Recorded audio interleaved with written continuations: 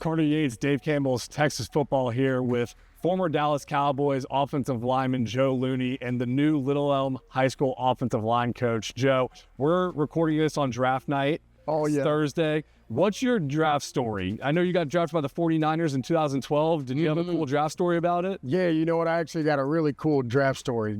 So I played in the Senior Bowl and actually got hurt in the Senior Bowl, tore my Liz Frank in my foot. Yeah, it was crazy. So that morning I wake up and I'm like, all right, it's going to be good. The doctor's going to tell me I got a little sprain, but go visit the doctor, get the MRIs, and, really didn't get the best diagnosis. I was sitting in there asking Doc, hey, we got the NFL Combine coming up. Am I going to be able to run in the NFL Combine? He's like, son, you're going to have surgery. So it was rough. It was really rough, going through the draft process, hurt, and getting there and thinking, man, am I even going to get drafted? Am I going to be able to live out my dream? But that third day in the fourth round, San Francisco, Coach Harbaugh called me, 408 number. I was like, man, who's this 408 number calling me? And my little brother at the time was sitting there. He played for the Green Bay Packers, for a couple of years. But he was sitting there and he ran outside because my mom and dad, they were like, man, we can't watch no more. We got to take it outside. And, it's nerve-wracking. Yeah, it's nerve-wracking. And so I answer the phone call. My brother's freaking out. Mom, Dad, Joe's getting drafted. And I just remember, Coach Harbaugh telling me, hey, it's Coach Harbaugh from San Francisco 49ers. We're going to make this trade with the Detroit Lions. How do you feel about that? And I'm sitting there. I got a cast on my my foot. And I'm like, Coach, sounds pretty darn good to me. Yeah. But it was nice and intimate at home with my family. And just a lovely day, a dream come true. So drafted by the 49ers. We all remember you in North Texas for a long career with the Dallas Cowboys. When you retire from the NFL, are you a fan of the NFL, a certain team, or just like players that you know? Right. Definitely players. Yeah. I think the biggest part of this game is creating relationships. And the relationships that I was able to create in San Francisco, Tennessee, Dallas, even for that short stint, being with the Giants, grabbing my apple and leaving, It was really good, man. But, I learned what it was like to be a professional. And funny enough, Coach Solari, who's the Dallas Cowboys O-line coach now, was my O-line coach from the 49ers. Okay. And just really learned how to be a professional from guys like Joe Staley, Alex Boone, Jonathan Goodwin, Anthony Davis. And never forget these guys, just watching them compete and really hone in on their craft. And it was just a wonderful transition to Tennessee because I took that with me. And then being able to play at Dallas with, Travis Frederick, Zach Martin, Tyron Smith, Lyle Collins.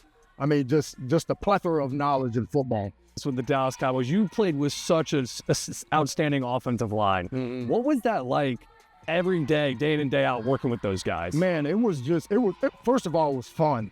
It was a fun time because you think you got something down for the game, and these guys are, after practice, coming up, hey, how do you think we should get this block? Should we use this hand? Should we involve this hand? The technical aspect of it and the attention to detail is always what kept me into the game. And funny story, when I was with San Francisco, Randy Moss, I got a chance to play with him. But I remember him sitting in meetings and he's writing everything down. It's a day one install. It's like, Randy, what are you doing writing this down, Doc? And he's sitting there, he's like, hey, Loon, when you think you made it in this league, that's when things don't go well. So I always had that in the back of my mind too. Wow. So to be with those guys and honing in on the attention to detail and how good can we become at playing the game, that was the obsession. Man, I guess we fired. Oh, dude, this is chill. So what brought you to coaching at Little Elm? I know you started coaching when you retired from the NFL, but you spent some time off the football field as a teacher. Yeah. Why now at Little Elm? Yeah, so it's the right time for me and my family, and definitely finding the right coach like Coach Alexander and the guys he's putting around this program. And I just want to be a part of it. I want to be a part of the team. And my wife gave me permission to do it too. So that's always important. And I think as a competitor, you never forget it. You always want to be a part of the game. And when you've had that experience of being a part of a team, you want to be a part of a team. Want to be a part of the team, regardless of the win-loss column.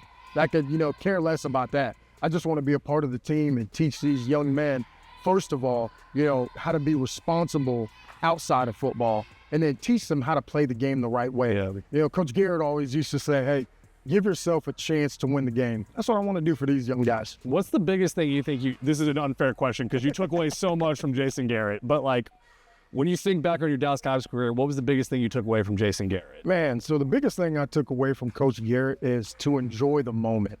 Enjoy the moment. He had a plethora of football knowledge, and he always had these wonderful stories that he would tell.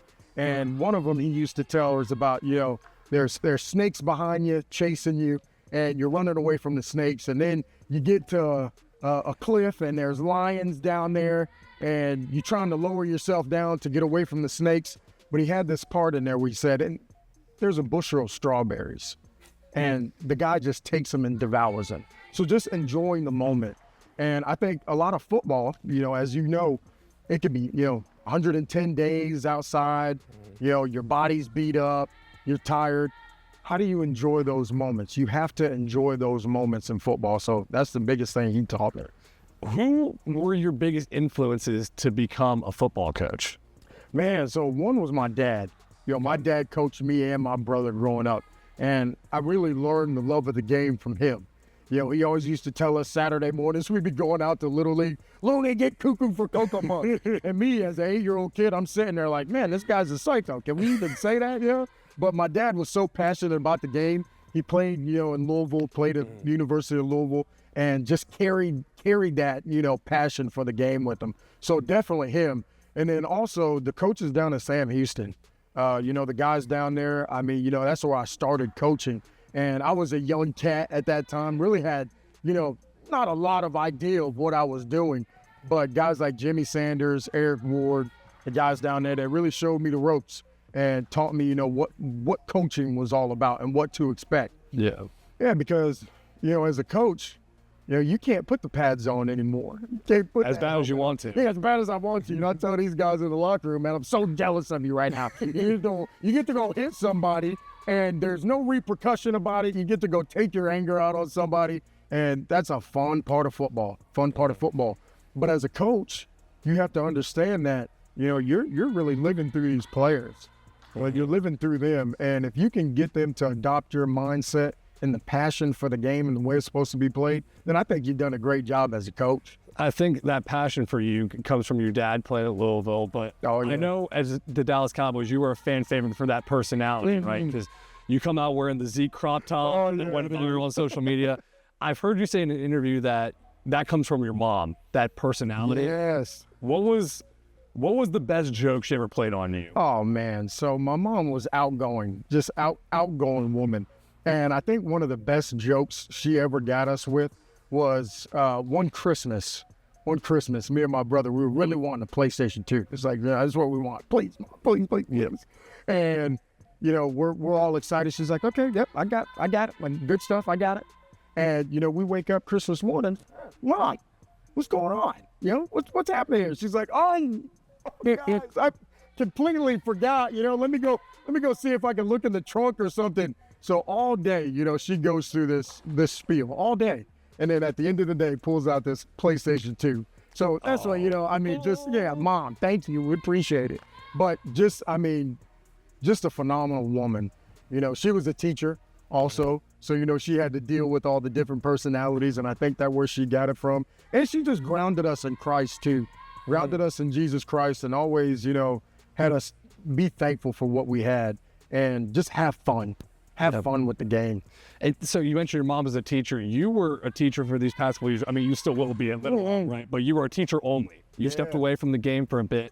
How do you think that time off might have helped you get refreshed a little bit and be ready to come back into football? Yeah, I just think it creates a thirst for the game. And I think as a teacher, it's a wonderful way to compete with yourself. And when you learn how to do that as a teacher and a coach, I think the world really opens up for you. Because that competitiveness never leaves you, and being able to compete in the classroom and see how good can I, you know, communicate this content to the kids, and that's one thing. Teaching them content is one thing, but then teaching them about relationships. Should I date this person? Should I date that person? That's where, I mean, the wisdom and knowledge come in, and I'm very thankful to, have these 34 years under my belt so I can give it back to them. Yeah. Let them know, how to navigate each situation in life, because, these kids need it nowadays. Do you think you're the most intimidating teacher these kids have ever had? I think I'm the most intimidating teacher on the first day. Okay. When they see me on the first day, and then they're like, "Oh, he's a big softie." Yeah. Because I really only was physical between the whistles. Uh-huh. Other than that, I'm a big softie at heart. Oh yeah, I like to mess around, play around with the kids, but definitely hold them accountable to what they're doing, and trying to teach them, hey, don't just go through the motions. Get something out of this when you come here. So, do they recognize you for the NFL career? So Google. Yeah, that exists now. Oh. So I think it was 2019. I was in the locker room before a game, and I was really into bodybuilding. Really into bodybuilding. And I'm in the locker room. I roll up my underwear, like I got on the singlet. Like I'm on stage for Mr. Olympia. Yeah, that's no joke. Yeah, I'm posing, in my underwear, not even thinking about, hey, maybe one day my students will Google this and find it. So they Googled me, found it, and I'm like, oh yeah, that's not me, that's my twin brother. That's him. But I tell you what, these kids, they want to know everything about you. Uh-huh. And if you can sell yourself to them, and they bought in for you, then you can teach them whatever you're trying to teach them. But they just want to know that, you're here for them. What excites you about this Little Elm program right now? We're here in this beautiful indoor facility at North Texas, right, where you played NFL. What excites you about coming to Little Elm? Man, I'm just excited to be a part of a team, like I said earlier. And like I said, Coach Alexander is getting all the right guys in place here to not only teach these guys how to play football, but to get them ready for the responsibilities that they're going to have off the field, having a family, having to go to work. And that's why I'm really excited to be a part of these kids' lives. And one day have them come back to this field house, and see us with another, crop of guys, and get to laugh with them and talk to them and say, hey, you remember when we used to do all of this? And, we were struggling with that. And now we got these guys, and, potentially get them to, talk to them. But I tell you what, North Texas high school football, I mean, this is absolutely amazing. I grew up in West Palm Beach, Florida, and the night before our varsity games, first of all, we were playing on a dirt field. It was a dirt field. Google Earth, Lake Worth High School, you'll find it. Lake Worth High School, West Palm Beach, Florida, I'm telling you. But we used to paint the lines, with our coaches the night before the games. So to have the facilities, all the glitz and glamour, I mean, there's really no excuse out here not to be successful as an athlete, in Texas. So excited to be able to use all of the tools here. Yeah, we're excited to have you at Texas high school football, guys. Joe Looney, new Little Elm offensive line coach. We're watching the Lobos in 2025. I'm Carter Yates, Dave Campbell's signing off. Thank you, guys.